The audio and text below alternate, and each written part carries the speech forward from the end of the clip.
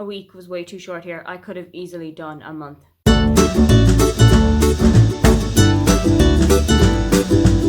Hi, welcome, come on in. My name is Aoife and today I am wrapping up the Wilsathon, which has just finished up last week. As I'm filming this, it is evening time on the Saturday, which is the final day of Wilsathon, and I have finished all of the books that I had planned on reading for this readathon, and hopefully I have also crossed off every square in our bingo board that Shar from Thoroughly Enjoy Reads read. The Wilsathon was hosted by me and some of my very lovely booktube friends. We had Leanne from Leanne Rose, Shar from Thoroughly Enjoy Books, Charlotte from Coiny Reads, Anna from Meet to Me at Midnight, and Caris from Caris's Corner. I am very certain that is everybody on the list. We set ourselves like a little couple of challenges that we wanted to do for the week, and also we set ourselves a couple of prompts to fit the books into, but that was completely optional. You didn't have to do that. If you read a Jacqueline Wilson book, you had completed the readathon. First square was to watch an adaptation, and I ticked that one off early into the readathon by watching all 3 episodes of My Mum Tracy Beaker, and I utterly loved it. I thought it was so good to just go back to when I was younger and to re-see Tracy, but also to see her in a kind of what she would be like as a 20-something-year-old. I really loved that it was quite similar to the book. I don't know if it brings in anything from We Are the Beaker Girls because I haven't read that one yet, but it is on my TBR for after this readathon has over, ironically. The next prompt was to create a doodle inspired by one of the books. And I did say in my introduction video that I am very unartistic, and I instead was going to colour in a page from the Jacqueline Wilson colouring book.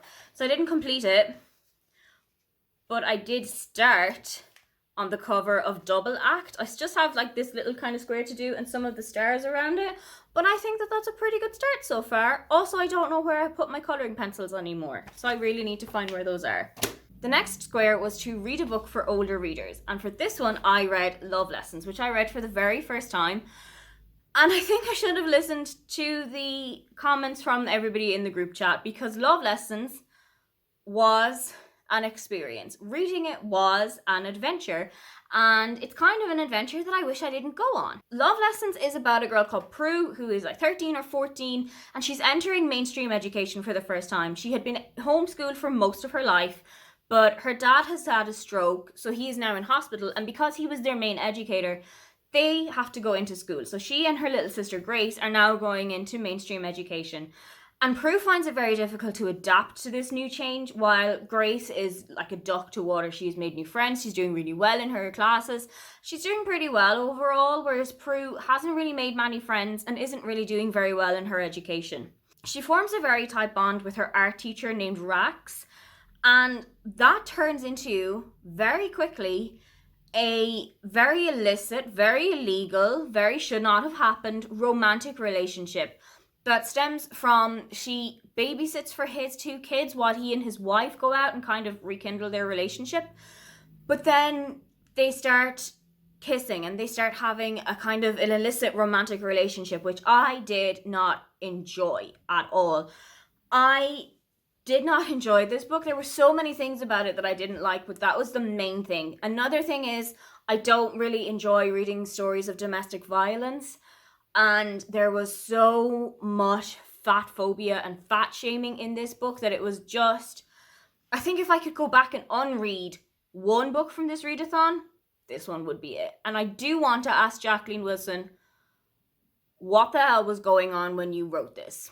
The next square was to eat a snack from your childhood, and I very luckily got to knock this one off because while I was doing my grocery shop for the week, I managed to find salt and vinegar crisps, which are very difficult to come across in Germany because Germany loves paprika flavored crisps for some reason.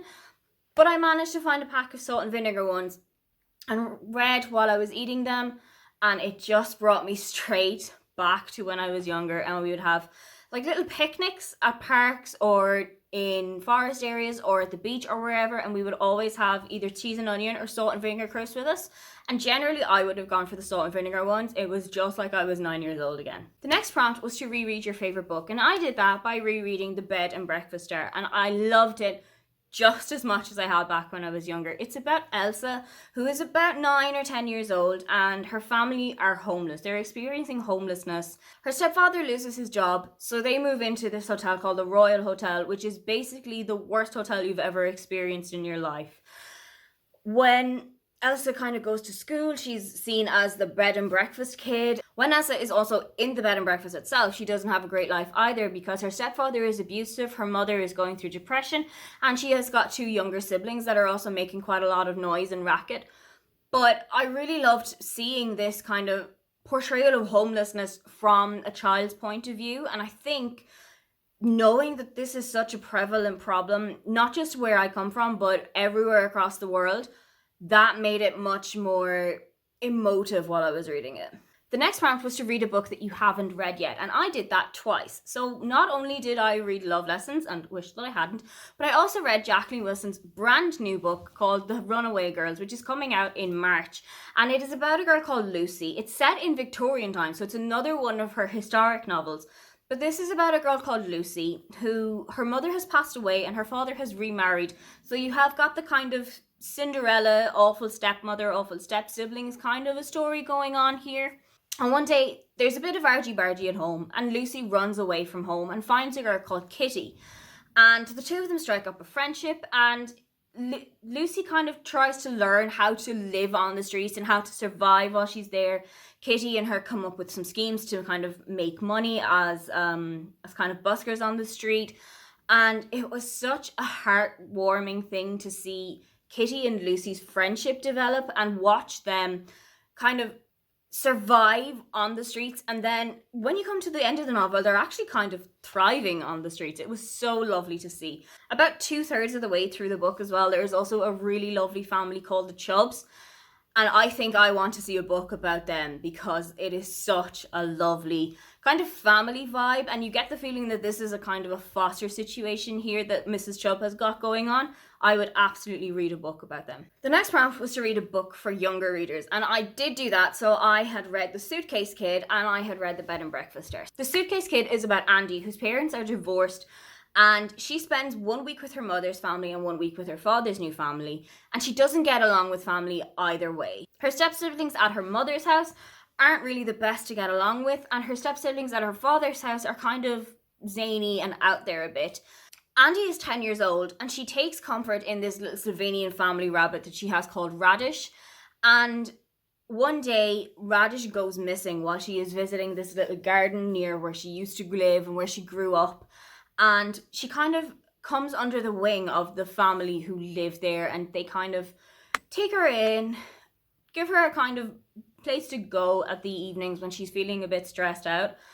I really enjoyed this book like I did when I was younger, but I think reading it back now, I feel like Andy was written as a 10-year-old, but she read to me like she was a bit younger. She read to me like she was kind of 7 or so. I just didn't think that she was portrayed as a 10-year-old should be or would be. The next prompt was to read a bedtime story or to read in bed. And I did do this by reading The Runaway Girls while I was in bed getting ready to go to sleep. The final prompt was to read a book that has your favorite color on the cover. And for this one, I read Dustbin Baby. It very nearly doesn't fit the prompt, except that April has got yellow hair. So that one ticked off. So this book follows April, who was born on April 1st. And as soon as she was born, she was put into a dustbin by her mother. She was found by one of the employees of a nearby pizza place. And throughout the book, you go through April's life in the foster system, while she was in care, who she was living with. There are some very dark situations in this book. There's instances of suicide. There's instances of abuse. There are instances of course, parent loss. And there is a reenactment of April's birth and how she imagined that her first moments in life would have gone. It's not super graphic, but it can also be a little bit difficult reading. Going through April's life, right from when she was born to how she ended up with the foster mother and the adoptive mother that she has now, was such a lovely way to tell this story, and I really, really enjoyed it again. And so that is all 9 prompts ticked off, and the Wilsathon Readathon is officially over. I could genuinely have done another month of this, so hopefully we're going to pick it back up again sometime soon. Did you take part in Wilsathon? And if you did, what was the best book that you read for it? Don't forget to like and subscribe because I have new videos up every week. Now, get on out of here.